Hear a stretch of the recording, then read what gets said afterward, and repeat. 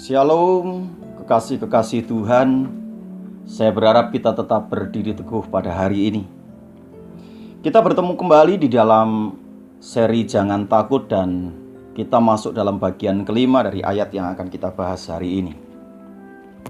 Seperti diketahui bahwa zaman Yakub terjadi kelaparan ketika Yusuf sudah ada di Mesir.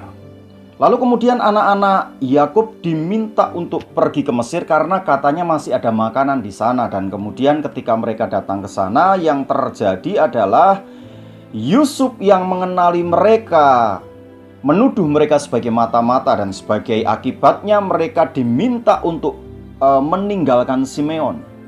Dan kondisi itu diperparah ketika mereka sampai ke rumah.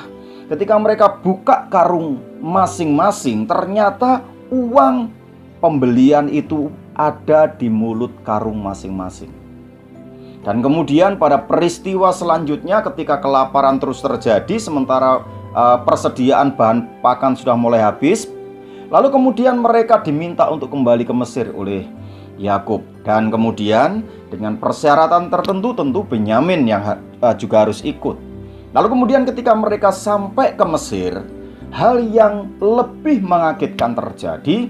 Ketika mereka datang ke sana, tidak dibawa ke dalam lumbung makanan atau ke toko makanan atau ke istana, tetapi justru dibawa ke rumahnya sang Perdana Menteri. Wajah anak-anak Yakub tentu tidak senang, kelihatan gentar, karena pada saat itu tidak dibawa oleh tentara biasa, tapi oleh pengawal rumah Perdana Menteri.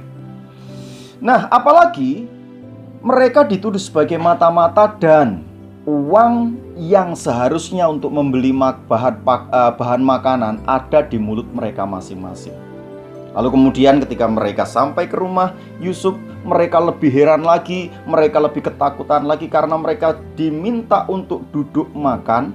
Tetapi sekarang mereka melihat bahwa Simeon yang juga sudah dikeluarkan dari penjara itu, mereka duduk dengan berurutan sesuai dengan usia mereka.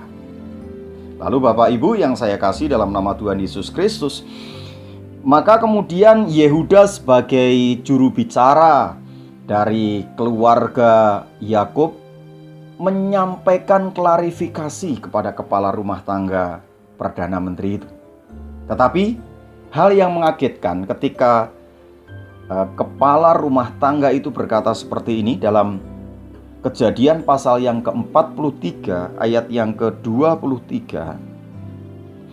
Tetapi jawabnya, tenang sajalah, jangan takut, Allahmu dan Allah Bapamu telah memberikan kepadamu harta terpendam dalam karungmu. Uangmu itu telah kuterima. Kemudian dikeluarkannyalah Simeon dan dibawanyalah kepada mereka. Dengar baik, mereka merasa tertuduh, mereka merasa difitnah. Dan biasanya ketika mereka mendapatkan jawaban seperti itu atas fitnahan, seharusnya mereka senang. Tetapi ternyata tidak, kegentaran masih ada dalam hidup mereka. Nah Bapak Ibu yang saya kasih dalam nama Tuhan Yesus Kristus, biasanya orang-orang yang memfitnah itu tidak mungkin luluh. Yang terjadi ketika siapapun kita tentu pernah difitnah. Dan ketika kita difitnah, kita coba klarifikasi yang terjadi.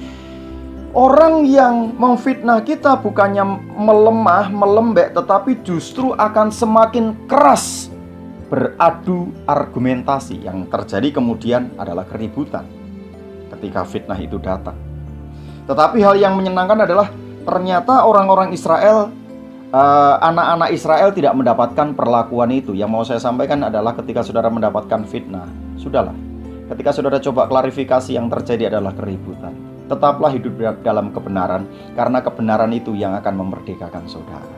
Nah, kembali kepada anak-anak Yakub.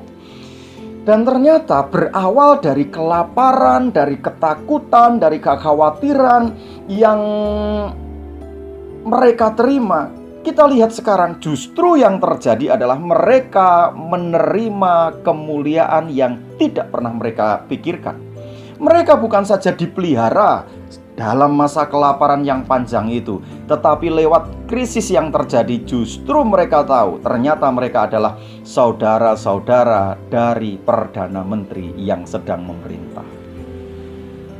Kekasih-kekasihku, kemuliaan selalu diawali dengan sebuah krisis.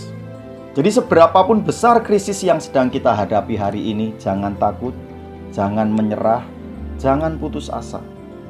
Tetaplah berdiri dan menaruh percaya kepada Allah yang mengizinkan segala sesuatu terjadi, sebab Allah itu setia. Dia tidak pernah membiarkan pencobaan melebihi kekuatanmu.